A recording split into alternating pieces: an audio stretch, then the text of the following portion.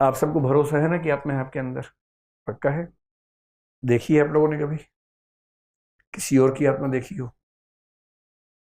कभी रात रात को जंगल में जाए तो कहते कि आत्मा दिख जाती है। आप में से किसी का प्राथमिक अनुभव है आत्मा देखने का?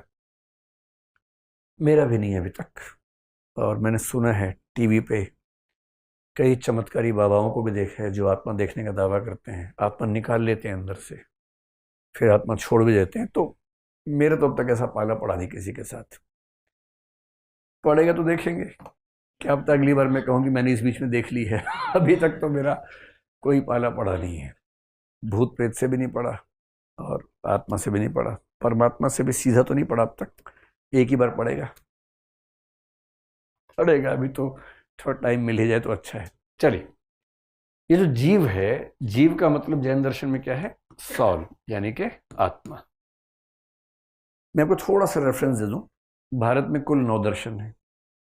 9 में से एक मानता है कि आत्मा नाम की कोई चीज रत्ती भर एग्जिस्ट नहीं करती है, उसको बोलते हैं चारवाक। वो बड़ा मस्त मौला आदमी है। वो तो अलग ही टाइप के लोग हैं। और मुझे पता नहीं क्यों लगता है कि हो सकता है कि आज से 100 साल बाद वो सही साबित हो जाए, क्योंकि उनकी बात में साइंस थोड़ी ज्यादा दिखती है। क्योंकि जो लोग कहते हैं कि आत्मा होती है, उनके पास आर्गुमेंट क्या होता है? कि वह शरीर है हमारा। महसूस कौन करता है? हाथ तो नहीं कर सकता, पैर तो नहीं कर सकता। याद कौन रखता है? हाथ पैर तो याद नहीं रख सकता। पहचानता कौन है? रिकॉग्निशन जिसको बोलते हैं, मेमोरी, रिकॉग्निशन। थिंकिंग कौन करता है? लॉजिक कौन करता है? एनालिसिस कौन करता है? ये सारी कॉन्शियस एक्टिविटीज हैं, चेतन क्रियाएं हैं। हाथ पैर नहीं कर सकता। कभी आपने सुना हो कि मेरा हाथ सोच रहा है? नहीं, ऐसा नहीं होता। हाथ नहीं सोचता, पैर नहीं सोचता, नाक नहीं सोचता हमारा। तो एक ही आर्गुमेंट घुमा फिरा गया था, सोचता कौन है? फिर लोग कहते हैं अंदर है कोई, आत्मा है।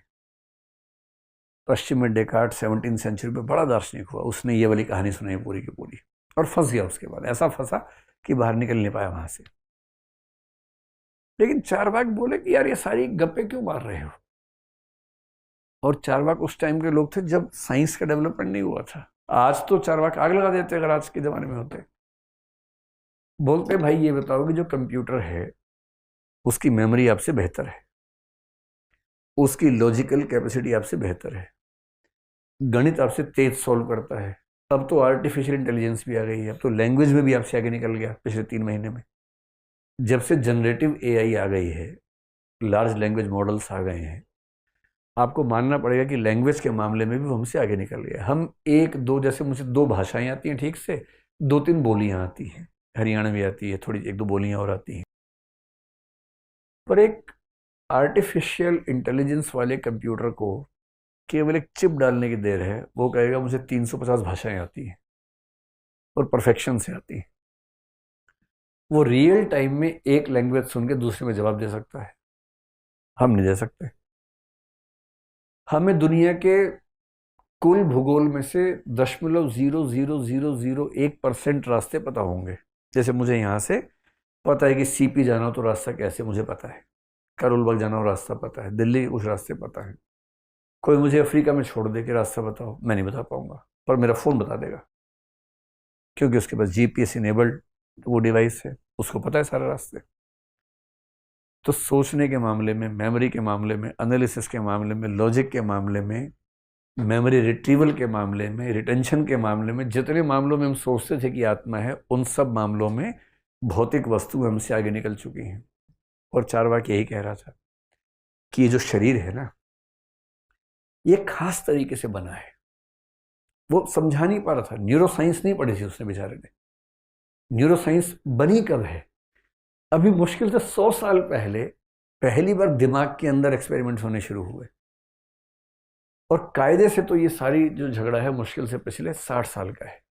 जब हमने ईईजी जैसे एक्सपेरिमेंट्स किए, इलेक्ट्रोएन्सेफेलोग्राफ करना शुरू किया, दिमाग के ऊपर इलेक्ट्रोड्स लगा के अंदर की जो इम्पल्सिस हैं, जो इलेक्ट्रिकल इम्पल्सिस हैं, उनको स्टडी किया, और हम समझ पा रहे हैं कि जब मैं इमोशनल होता हूं तो मेरी खोपड़ी के कौन से हिस्से में ज़्यादा वाइब्रेशंस होते हैं,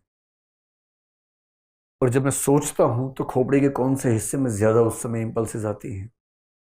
और आजकल कई लोग कहने लग गए हैं कि सोचना, महसूस करना, ये सब जो है खोपड़ी के, दिमाग के, ब्रेन के अलग अलग हिस्सों के इलेक्ट्रिकल एक्टिविटीज हैं, उससे ज़्यादा कुछ नहीं है।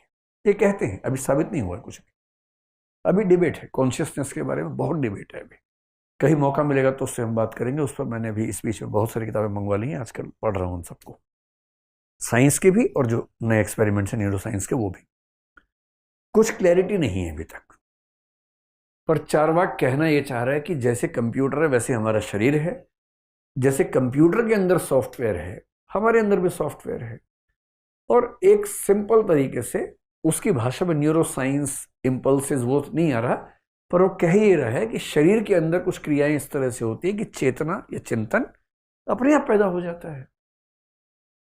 बुद्ध कह रहे हैं कि ना, आत्मा तो नहीं है। बुद्ध भी कह रहे हैं आत्मा नहीं है, पर वो कह रहे हैं कि चेतना एक नदी की तरह है, एक रिवर की तरह फ्लो करती है। और उसी फ्लो करने में जैसे पानी की एक बूंद अगले बूंद को रिप्लेस करती है, अगली बूंद अगले को रिप्लेस करती है, हर क्षण रिप्लेसमेंट हो रहा है। नदी कोई वस्तु थोड़ा है। आप जिस नदी में आज नहाएंगे और कल नहाएंगे, क्या सेम पानी है? सारा पानी चेंज हो गया है। ऐसी चेतना है, चेंज होता जा रहा है, पर एक कॉन्टिन्यूटी बनी हुई है। जैसे समाज में हर 100 साल में सब लोग मर जाते हैं, पर समाज बना हुआ है, ठीक वैसे चेतना है, हम उसको गलती से आत्मा कह देते हैं। बाकी सातों दार्शनिक आत्मा को मानते हैं, जैन भी उनमें से एक है, तो आत्मा को मानते हैं। ये मानते हैं कि आत्मा है और बहुत सारी आत्माएं हैं, हम सबके पास एक एक आत्मा है, सीधी सी बात है। एक से ज्यादा भी हो सकती है वैसे। कभी आपने सुना कि उसके अंदर 3 आत्माएं हैं? नहीं, एक ही है ना आमतौर पर, जनरली हम सबके पास। लेकिन अभी इन प्रिंसिपल एक से ज्यादा आत्माएं साबित होने वाली है, इन प्रिंसिपल, प्रैक्टिकली नहीं। तो वो कहते हैं कि जैसे अनेकांतवाद का मतलब तो है कि अनेक मतलब पक्ष है। अनेकात्मवाद का मतलब होता है कि आत्माएं अनेक हैं। तो जैन लोग अनेकात्मवादी हैं, अनेक जीववादी हैं, कि बहुत सारी आत्माएं। फिर एक सवाल और आता है कि आत्मा में जो चेतना है, चेतना यानी कॉन्शियसनेस, कॉन्शियसनेस यानी ये क्वालिटी कि हम फील कर सकते हैं, सोच सकते हैं, महसूस कर सकते हैं, इसको बोलते हैं चेतना। ये कॉन्शियसनेस कहां से आती है आत्मा के अंदर? 2 तरीके हो सकते हैं, 3 तरीके होते हैं दरअसल। कुछ लोग कहते हैं कि आत्मा और कॉन्शियसनेस एक ही चीज है। आत्मा में कॉन्शियसनेस नहीं है, कॉन्शियसनेस आत्मा में नहीं है, कॉन्शियसनेस ही आत्मा है, जैसे शंकराचार्य ऐसा मानते हैं। कुछ कहते हैं कि आत्मा एक चीज है, उसके अंदर कॉन्शियसनेस हमेशा रहती है। आपको ध्यान है गुण पर्यायवत द्रव्यम, जो मैंने कहा था, कुछ चीजें नित्य हैं, कुछ अनित्य हैं, कुछ हमेशा रहती हैं, कुछ आती जाती रहती हैं। तो कुछ लोग मानते हैं कि आत्मा एक वस्तु है, आत्मा में चेतना हमेशा रहती है, चेतना के बिना आत्मा एग्जिस्ट कर ही नहीं सकती है, आत्मा में हमेशा चेतना है, जैसे जैन लोग कहते हैं। और एक तीसरा भी है, जैसे न्याय वैशेषिक है, वो क्या बोलते हैं? आत्मा है, चेतना उसमें नहीं होती है, चेतना एक समय के बाद डेवलप होती है। जैसे जब आप पैदा हुए थे उस समय मुंह, नाक, कान लेके पैदा हुए होंगे, पर मूछें नहीं थी उस समय किसी की, है ना? जो लड़कों की बात कर रहा हूं। मूछ उम्र के साथ आती है, दाढ़ी उम्र के साथ आती है। क्या किसी बच्चे को देख के कोई बोलते कि अरे तो उसकी मूछ ही नहीं है, तो लड़का ही नहीं? ऐसा सुना आपने कभी? क्योंकि सबको पता है कि जब पैदा हुआ है तो मूछ है नहीं, आएगी समय के साथ। जब उम्र आएगी, प्यूबर्टी आएगी, तो उसके बाद मूछ आएगी, दाढ़ी आएगी, इसमें क्या दिक्कत है? इसको बोलते हैं आगंतुक धर्म, समय के साथ आने वाली चीज। न्याय दर्शन बोलता है कि आत्मा तो शुरू से है, पर चेतना उसमें एक समय के बाद आती है, और मोक्ष में भी चेतना नहीं होती है, केवल आत्मा रह जाती है। पत्थर जैसा उनका कंसेप्ट आत्मा का है। तो जैन फिलोसफी ये कह रही है कि जो चेतना है ये इसका नित्य लक्षण है, यानी कि गुण है, पर्याय नहीं है, हमेशा चेतना रहती है। और ये लोग शंकराचार्य से मिलती जुलती बात यहां पर कहते हैं। शंकराचार्य ने कहा कि मोक्ष कोई नई चीज नहीं है, पहले से है, बस पर्दा हटा देना है। ये जैन कहते हैं जो जीव है इसमें 4 चीजें अनंत मात्रा में होती हैं। इन 4 चीजों के समुच्चय को बोलते हैं अनंत चतुष्टय।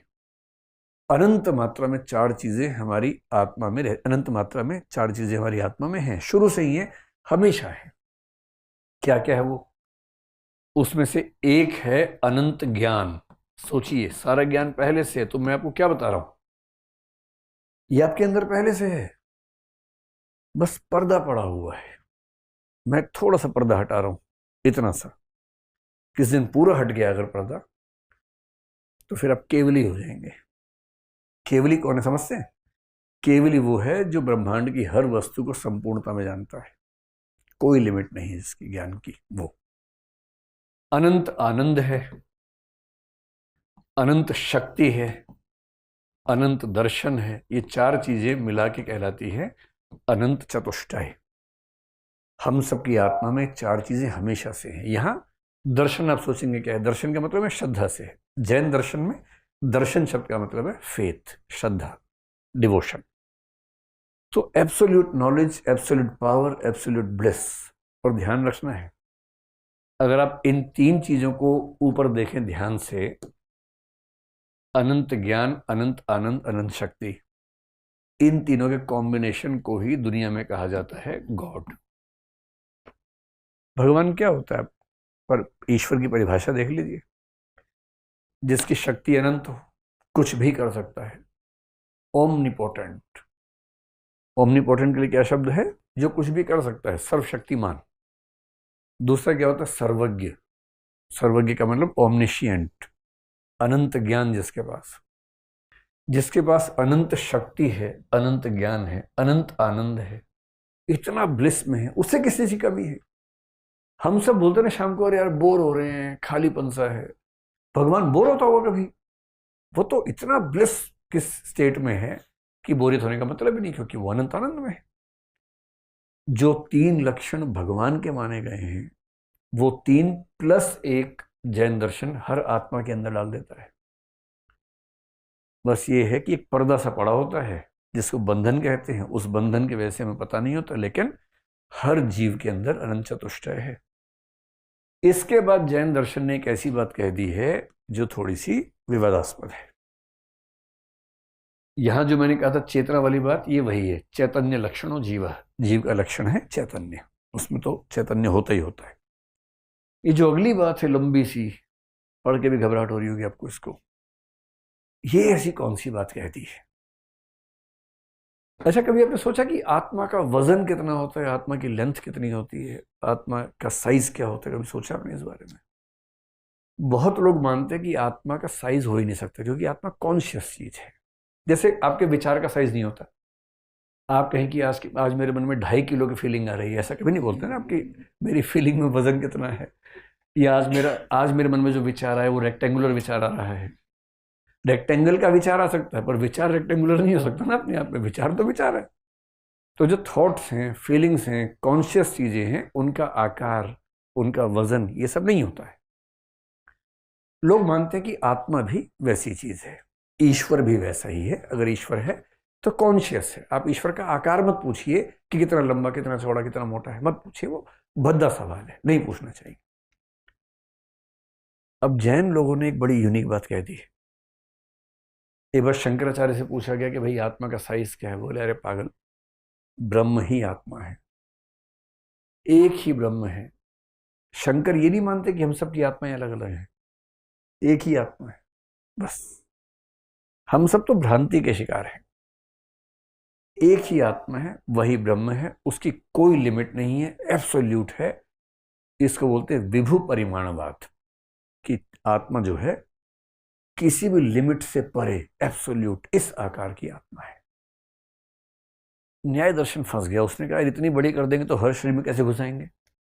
हर बॉडी के अंदर होनी चाहिए आत्मा। तो उसने कहा कि आत्मा होती है, बहुत छोटी सी होती है, इतनी सी होती है, एकदम इतनी सी। यही डेकार्ड फंस गया था। डेकार्ड ने कहा कि आत्मा शरीर के अंदर होती है। पूछा कहाँ होती है? तो बड़ी लंबी लंबी कहानी सुना के बोला पीनियल ग्लैंड में होती है। पीनियल ग्लैंड आजकल तो ब्रेन के एक हिस्से को बोलते हैं पीनियल ग्लैंड, उसके हिसाब से यहाँ इसके आसपास कहीं होना चाहिए था पीनियल ग्लैंड। कुछ लोग मानते हैं कि नहीं, ब्रेन के अंदर ही बोल रहा था। पीनियल ग्लैंड के अंदर आत्मा होती है। उससे पूछा अच्छा थोड़ा समझाओ जरा। शरीर और आत्मा के बीच का लिंक एस्टेब्लिश करने के लिए पीनियल ग्लैंड होता है। लोगों ने अच्छा ये बताओ, शरीर एकदम भौतिक है, आत्मा एकदम अभौतिक है। इनके बीच में कैसे कम्युनिकेशन हो रहा है? जैसे मैं यूं कहूं कि एक ये लेक्चर स्टैंड है, यहां एक विचार खड़ा हुआ है, एक विचार और इस लकड़ी की मेज में कैसे बातचीत होगी? इसकी प्रॉपर्टीज एकदम अलग है, उसकी एकदम अलग है, कम्युनिकेशन कैसे होगा? तो उसने बड़ा सोच के बोला, छक्का मारा उसने नोबल पे, कहा कि एक पीनियल ग्रंथि होती है, पीनियल ग्लैंड होता है, स्प्रिंग जैसा होता है, बॉडी में कुछ होता है तो इसकी मूवमेंट होती है, इसकी मूवमेंट से उधर पता लग जाता है। आत्मा में कुछ होता है तो ये मूव करती है, उससे बॉडी को पता लग जाता है।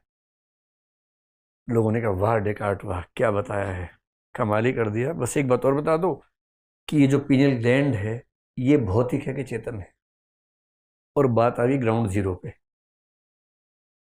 क्योंकि इसका कोई जवाब नहीं है। अगर ये भौतिक है तो समस्या वहीं की वहीं है, चेतन है तो भी समस्या वहीं की वहीं है, कनेक्शन कैसे होगा? इन चीजों से बचने के लिए न्याय दर्शन ने बड़ी सुंदर बात कही कि आत्मा होती है बहुत छोटी सी होती है। तो लोगों ने कहा फिर ये बताओ कि हाथ में चोट होती है तो फीलिंग कैसे आती है? बोले जैसे दीपक छोटा सा होता है पर प्रकाश हर जगह फैल जाता है, ठीक वैसे ही आत्मा छोटी सी होती है किंतु उससे चेतना पूरे शरीर में व्याप्त हो जाती है। लोगों ने कहा वाह क्या एग्जाम्पल दिया है, मजा आ गया। इसको बोलते हैं अणुपरिमाणवाद, कि आत्मा एटॉमिक साइज की है, एटम जैसे साइज की है, छोटी सी है, पूरी बॉडी में उसका इफेक्ट रहता है लेकिन साइज बहुत छोटा है। हालांकि न्याय दर्शन से अगर आप पूछेंगे कि आत्मा का साइज निकाला कैसे, और या ये सवाल पूछेंगे कि अगर साइज है तो भौतिक होगा, क्योंकि साइज तो भौतिक चीज का होता है, तो बहुत मुश्किल सवाल है। हालांकि न्याय दर्शन की जो आत्मा है वो कुछ कुछ भौतिक है तो वो शायद बच जाएंगे, बाकी लोग नहीं बच पाएंगे। अब जैन दर्शन से लोगों ने कहा बताओ भैया बताओ आत्मा का साइज कितना है? तो मुझे नहीं पता ऐसा क्यों कहा, लेकिन उन्होंने एक नया सिद्धांत दिया जो दुनिया में किसी के पास नहीं, ये दुनिया में सबसे यूनिक विचार दिया। शंकराचार्य ने इस विचार का बड़ा मजाक बनाया। क्या विचार दिया? उन्होंने कहा कि आत्मा का जो आकार है वो शरीर के आकार के बराबर होता है। जैसे शरीर में आत्मा होती है उस शरीर के आकार की ही आत्मा हो जाती है। लोगों ने अपना माथा ठनका, बोले ठीक से समझाओ, भी नहीं समझ आ रहा हम तो। बोले सिंपल है, शरीर जितने आकार का है उसी आकार की आत्मा है। आत्मा को समझिए जैसे पानी है, जिस पात्र में जाता है उसी आकार का हो जाता है, उसी तरह से आत्मा भी जिस शरीर में जाती है उस आकार की हो जाती है। फिर समझाने के लिए बोले पिपीलिका पुद्गलम प्राप्य पिपीलिका भवती, हस्ती पुद्गलम प्राप्य हस्ती भवती। ये देखने में आतंकवादी वाक्य लग रहा है, बहुत आसान है, इसका मतलब बहुत आसान है। पिपीलिका होती है चींटी,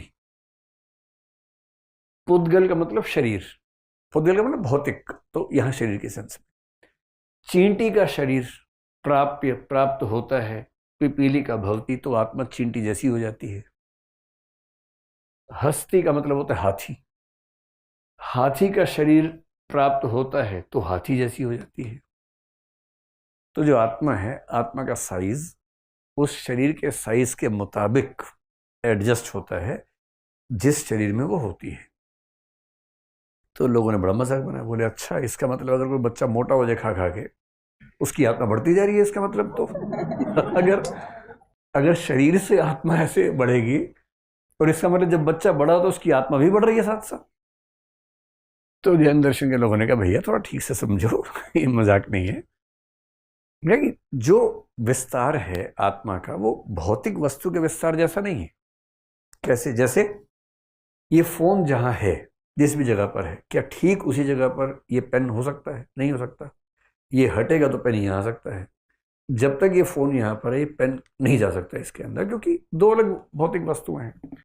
और भौतिक वस्तुओं का विस्तार एक्सक्लूसिव होता है, एक दूसरे में जुड़ नहीं सकता है। आत्मा का जो विस्तार है वो वैसा नहीं है। जैसे इस कमरे में एक लाइट, उन्हीं के एग्जांपल दे रहा हूं, उस समय लाइट नहीं होती तो उस समय दीपक होता था, तो मैं दीपक के बदले बल्ब लगा रहा हूं।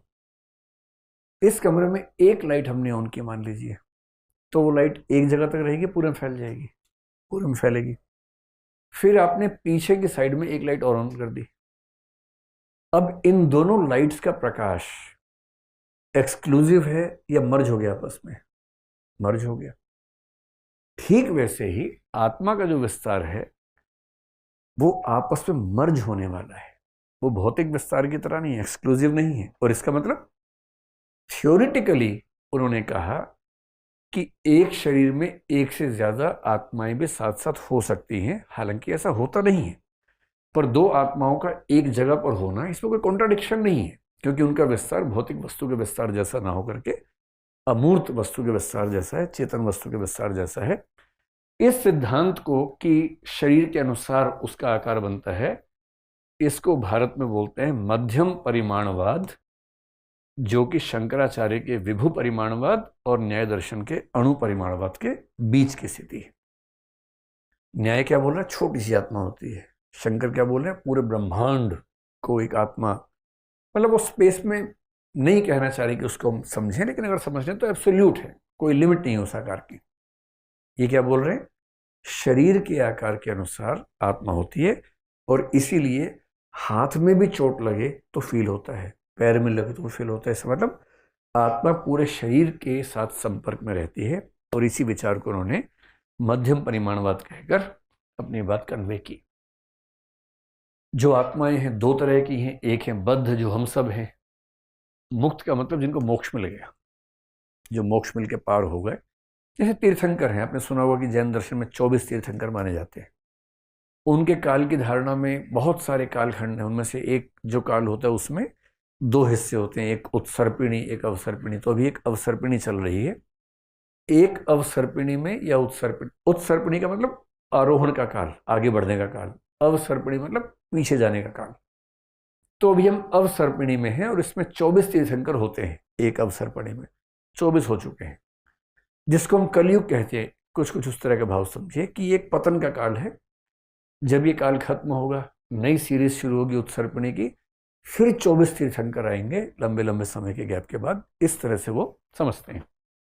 वो तीर्थंकर क्या है? मुक्त जीव है। सारे मुक्त जीव तीर्थंकर नहीं होते, पर तीर्थंकर सारे मुक्त होते हैं। इसको मोक्ष में समझेंगे।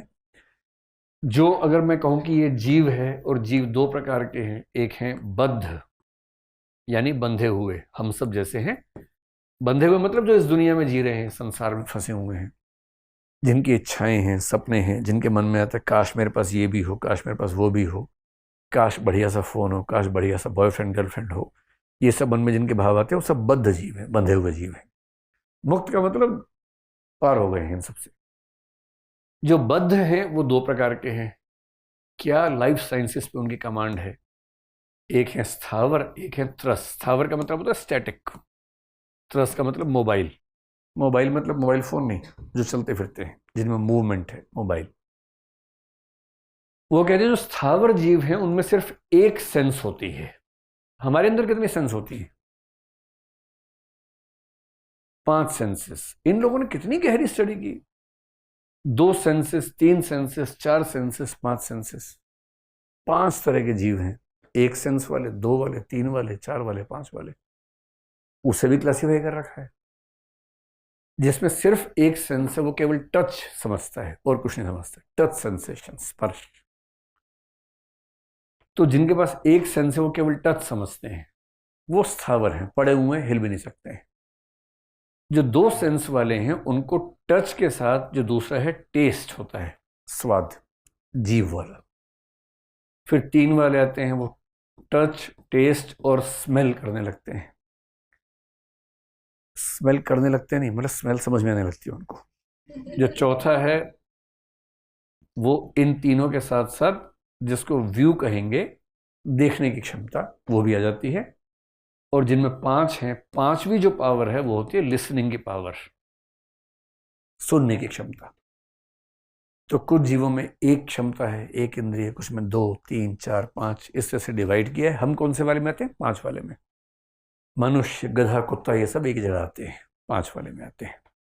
हमारी तुलना कैसे हो रही समझ रहे हैं? तो सब उसी में आते हैं, ठीक है।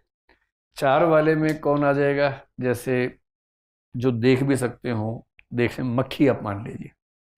मक्खी पता है देख सकती है, खतरनाक देख सकती है। उसका विजन क्लियर नहीं होता हमारे जैसा, पर किसी मोमेंट को समझने में उसकी गति हमसे 6 गुना ज्यादा होती है। इसलिए जब जब आप मच्छर और मक्खी को यूं करते हैं, आप कितनी भी सावधानी से करते हैं, कितना भी दिमाग लगाते हैं, वो तुरंत उड़ जाती है। क्योंकि मूवमेंट को कैच करने में उसकी क्षमता हमसे 6 गुना ज़्यादा है, लेकिन उसके विजुअल्स बहुत क्लियर नहीं होते, उसको बहुत दूर का नहीं दिखता कि आप एक कुतुब मीनार देखो तो उसे नहीं दिखेगा, कुछ आसपास के कुछ फीट का इलाका उतना ही दिखता है। 3 वाले का मतलब हुआ जैसे चींटी, देख नहीं सकती, सुन नहीं सकती, सूंघ सकती है, सारी चींटियां एक लाइन में चलती रहती हैं स्मेल के भरोसे। 2 वाले जैसे सीप है, घोंघा है, ये सब जो है केवल टच और टेस्ट वाले। और केवल टच वाले वो हैं जिनको वो पृथ्वी का एक, जल का एक, ऐसे करके 5 क्लासेस में बांटते हैं।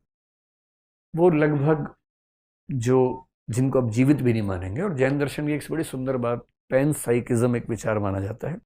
पैनसाइकिज्म गलत शब्द हो गया यहाँ पर, वो अलग होता है। इसका मतलब ये है कि जैन दर्शन ये मानता है कि दुनिया की हर चीज में जीव होता है, जीवन होता है। यहाँ तक कि पत्थर में भी जीवन है। आप किसी जानवर को पत्थर मारेंगे तब तो वो बुरा मानेंगे ही, आप पत्थर से पत्थर मारेंगे तो भी कहेंगे कि भाई क्यों परेशान कर रहे हो। पत्थर के अंदर भी जीव हो सकता है, पृथ्वी का एक जीव हो सकता है, क्यों उसको दर्द पहुंचाते हो। तो वो इस लेवल तक की एक्सप्लेनेशन जीव के मामले में करते हैं।